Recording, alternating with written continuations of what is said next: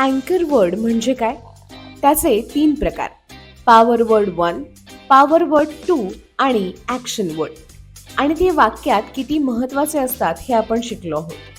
आपल्यासमोर कोणतंही वाक्य आलं असलं तर त्या वाक्यात कोणता अँकर वर्ड आला आहे किंवा यायला हवा हे जर आपल्याला ओळखता आलं तर आपण कठीण कठीण इंग्रजी वाक्यांचा अर्थ समजून घेऊ शकतो आणि ती वाक्ये मराठीतून इंग्रजीत लिहूही शकतो.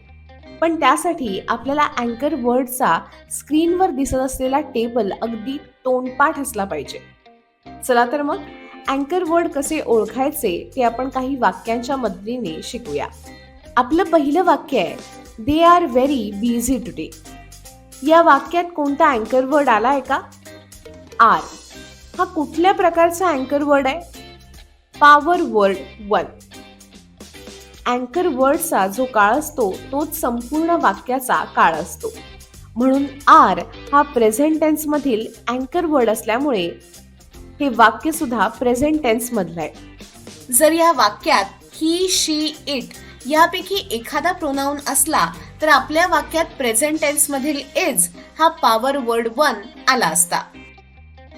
पण इथे दे असल्यामुळे वाक्यात आर हा पॉवर वर्ड 1 आला आहे.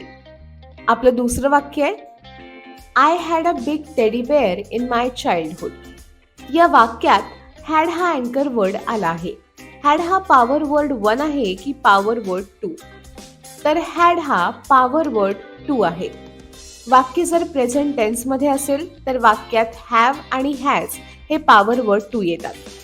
पास्ट टेन्स मध्ये असेल तर हॅड हा पॉवर वर्ड 2 येतो आणि फ्युचर टेन्स मधल्या वाक्यांमध्ये विल हॅव हा पॉवर वर्ड 2 येतो. या वाक्यात हॅड आला आहे म्हणजेच हे वाक्य पास्ट टेन्स मधलं आहे. तिसरं वाक्य, the dog will play with the children. हे वाक्य वाचल्यावर आपल्याला लगेचच कळतं की या वाक्यात प्ले हा अँकर वर्ड आला आहे आणि तो ॲक्शन वर्ड आहे.